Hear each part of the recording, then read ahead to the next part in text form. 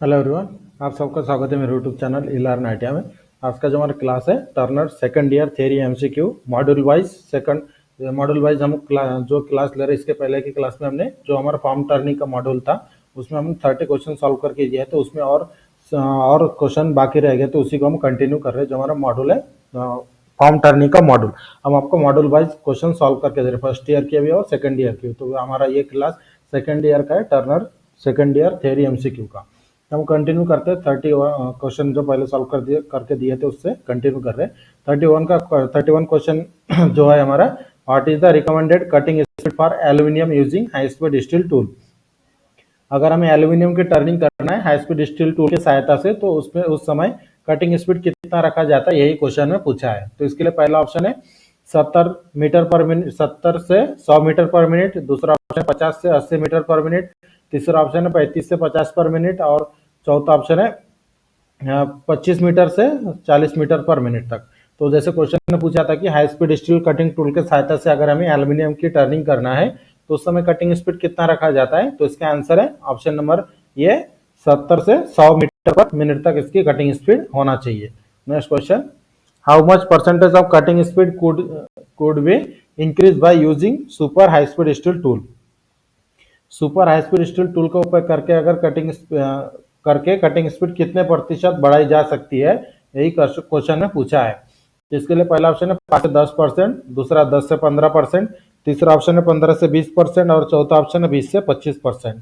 तो जैसे क्वेश्चन ने पूछा था कि super high speed steel tool का उपयोग करके कटिंग स्पीड कितने प्रतिशत बढ़ाई जा सकती है, तो इसका सही आंसर है ऑप्शन नंबर सी, 15 से 20% तक। Next question, which gauge is to be selected for checking the corner radius of the job के कोने के रेडियस की जांच के लिए कौन से गेज का उपयोग किया जाता है। तो इसके लिए पहला ऑप्शन है रेडियस गेज, दूसरा फिलेट गेज, तीसरा फिलर गेज, चौथा ऑप्शन है प्लग गेज।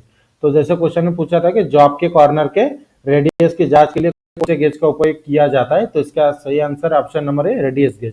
रेडियस गेज के सहायता से ही रेडियस को चेक किया जाता है। Next question, where the follower is fix to produce from turning.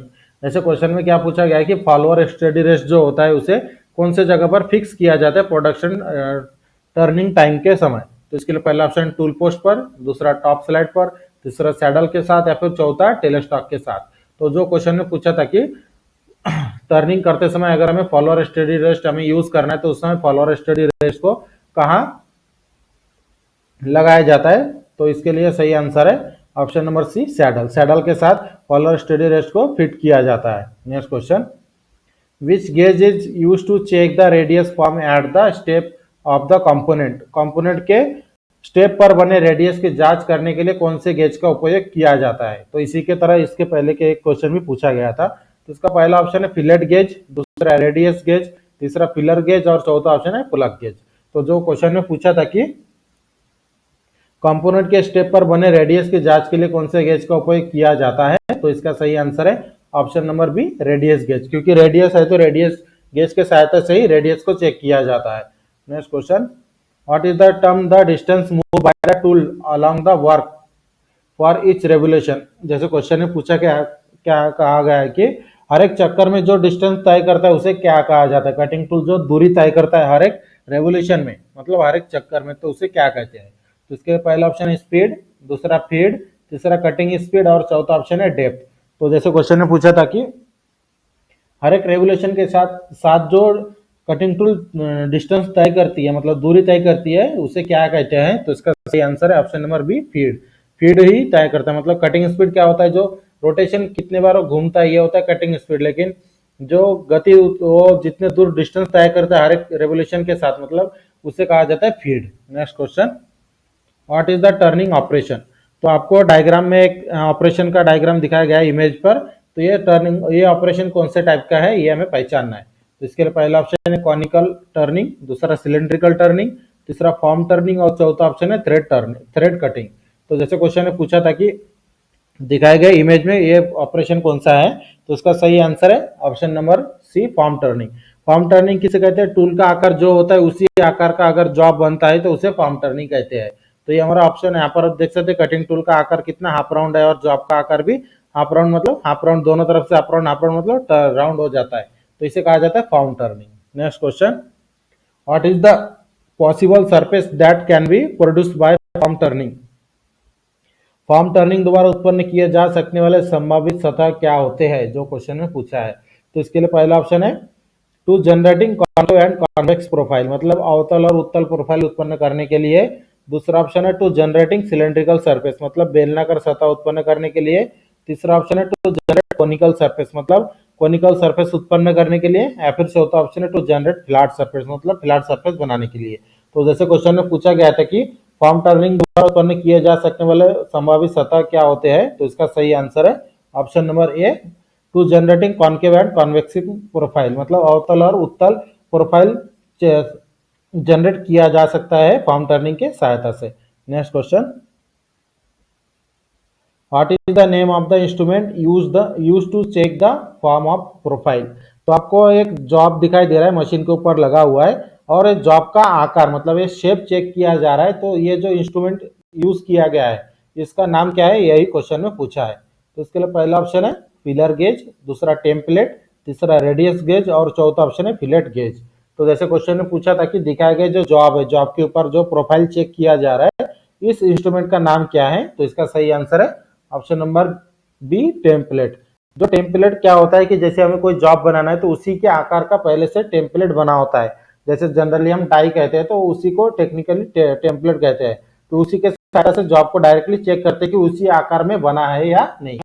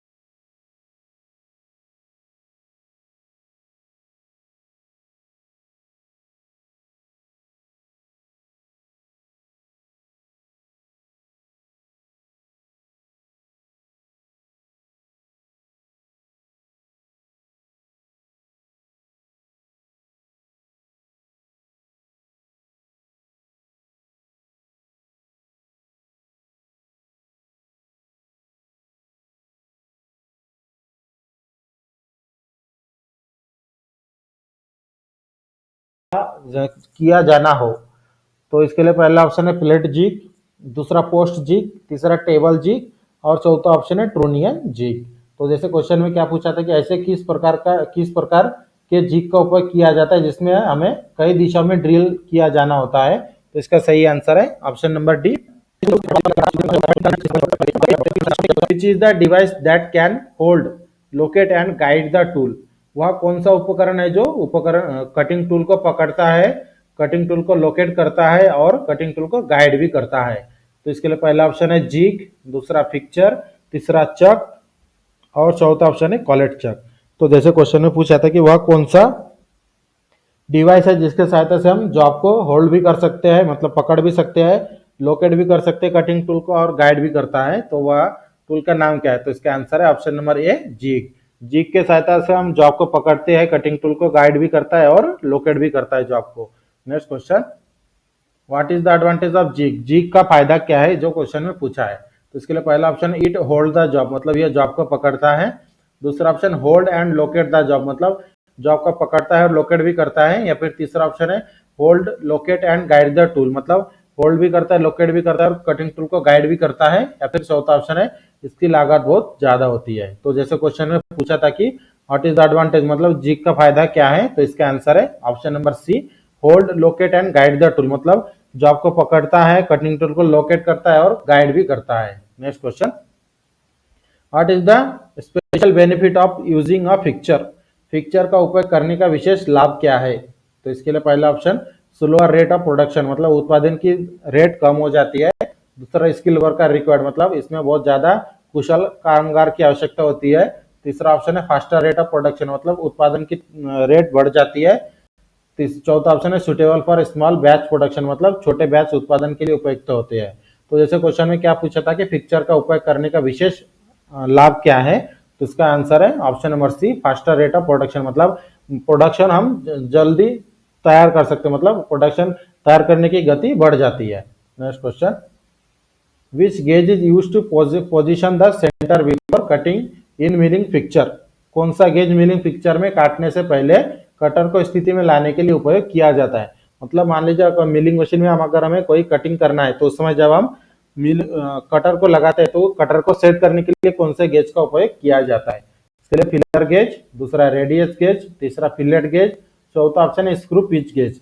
तो जो क्वेश्चन में पूछा था कि कौन सा गेज मिलिंग पिक्चर में कटिंग से पहले कटर को स्थिति में लाने के लिए उपयोग किया जाता है, तो इसका आंसर है option number A feeler gauge. Next question, what is the formula related to a cutting tool? Cutting tool से संबंधित फार्मूला क्या है जो आपको दिखाया गया है? ये वाला formula v minus C divided by T inverse N. ये फार्मूला कटिंग टूल से संबंधित है, कौन से किसके संबंधित है, यही क्वेश्चन में पूछा गया है। कटिंग टूल के किससे संबंधित है? मतलब पहला ऑप्शन कैलकुलेट, मतलब कटिंग स्पीड से संबंधित है, फीड से संबंधित है, मशीनिंग टाइम संबंधित है या फिर टूल लाइफ। अगर हमें मान लीजिए ये जो फार्मूला दिया है इसके सहायता से अगर हमें कटिंग टूल के साथ कटिंग स्पीड कैलकुलेट करना है या फिर फीड कैलकुलेट करना है या फिर मशीनिंग टाइम कैलकुलेट करना है या फिर टूल लाइफ कैलकुलेट करना है, तो ये फार्मूला क्या दर्शाता है, यही क्वेश्चन में पूछा है। तो इसका सही आंसर है option number D calculating tool life. अगर टूल लाइफ हमें कैलकुलेट करना है तो उस समय ये वाले फार्मूला यूज करते हैं v minus C divided by T inverse N. Next question, what is the purpose of equation? ये जो आपको एक फार्मूला दिखाया गया है टेपर के मेजरमेंट के रूप में, तो इसका मीनिंग क्या होता है जो पूछा है? x माइनस टू ब्रैकेट में s प्लस आर। तो इसके लिए पहला ऑप्शन है find the large diameter of taper at any desired height, मतलब किसी भी हाइट पर अगर हमें उसका बड़ा डायमीटर कैलकुलेट करना है उस समय ये फार्मूला यूज करते हैं। या फिर दूसरा option find big and diameter, मतलब बड़े सिरे का डायमीटर चेक कैलकुलेट करने के लिए। या फिर तीसरा ऑप्शन है छोटे एंड के डायमीटर को कैलकुलेट करने के लिए। चौथा ऑप्शन है find length of the taper, मतलब टेपर की लंबाई को लगातार करने के लिए जो फार्मूला यूज करते हैं। तो सही आंसर इसका क्या है इस फार्मूला का, यही क्वेश्चन पूछा था। जो फार्मूला था हमारा x माइनस टू ब्रैकेट में s प्लस आर, तो इसका जो सही आंसर है option number A find the large diameter of the taper at any desired height, मतलब कोई भी हाइट पर अगर हमें बड़े डायमीटर कैलकुलेट करना है उस समय ये वाले फार्मूला का उपयोग किया जाता है।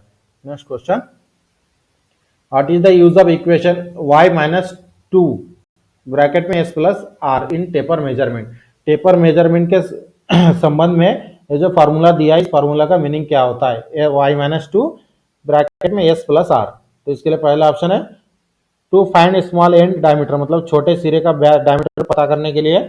दूसरा to find large end diameter, मतलब बड़े सिरे का डायमीटर कैलकुलेट करने के लिए। तीसरा ऑप्शन है to find the angle of taper, मतलब टेपर का एंगल कैलकुलेट करने के लिए। या फिर चौथा ऑप्शन है to find the length of taper, मतलब टेपर की लंबाई को जांचने के लिए। तो जो क्वेश्चन में पूछा था कि ये जो फार्मूला दिया है, फार्मूला टेपर मेजरमेंट के किसके रिलेटेड है, जो फार्मूला है y-2 ब्रैकेट में s प्लस r, तो इसका आंसर है option number A to find small end of diameter, मतलब छोटे सिरे का अगर डायमीटर कैलकुलेट करना है तो इस वाले फार्मूला का उपयोग किया जाता है। Next question, what is the purpose of formula in taper measurement, जो टेपर मेजरमेंट के जो मापन में कौन से फार्मूला का उपयोग किया जाता है, जो क्वेश्चन में पूछा है। Find the distance from the centre of the roller to end of the component, मतलब कंपोनेंट के अंत से रोलर के सेंटर तक की दूरी निकालना। दूसरा ऑप्शन है फाइंड द मेजर डायमीटर, मतलब बड़े डायमीटर को कैलकुलेट करना। तीसरा ऑप्शन है फाइंड द स्मॉल डायमीटर, मतलब छोटे डायमीटर को कैलकुलेट करना। और चौथा ऑप्शन है find the length of the taper, मतलब टेपर की लंबाई को कैलकुलेट करना। तो इसका सही आंसर है option number A, find the distance from the centre of the roller to end of component, मतलब कंपोनेंट के अंत से रोलर के सेंटर तक की दूरी को कैलकुलेट करना। Next question, what is the use of formula in the taper measurement.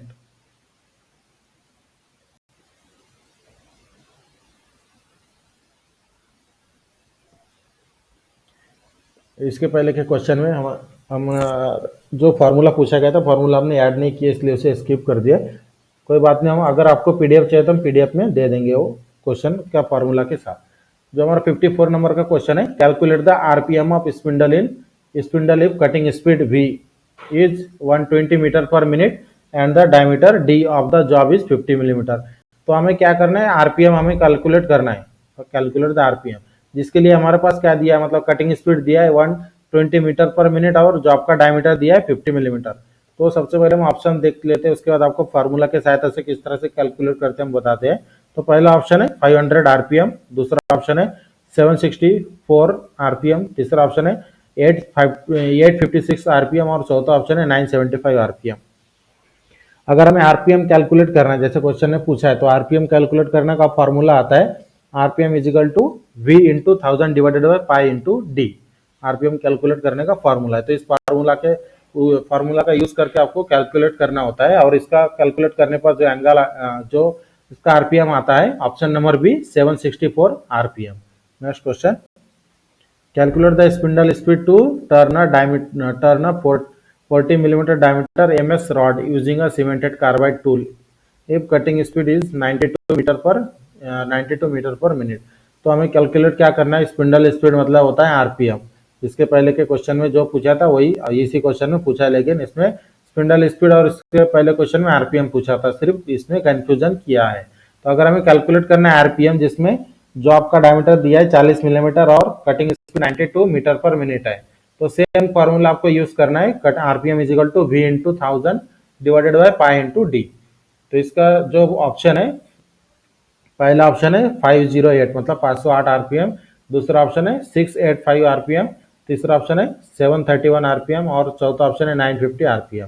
तो इसका जो सही आंसर है ऑप्शन नंबर सी 731 आरपीएम आ जाता है, जो फॉर्मूला मैंने बताया इस फॉर्मूला के साथ कैलकुलेट करने पर।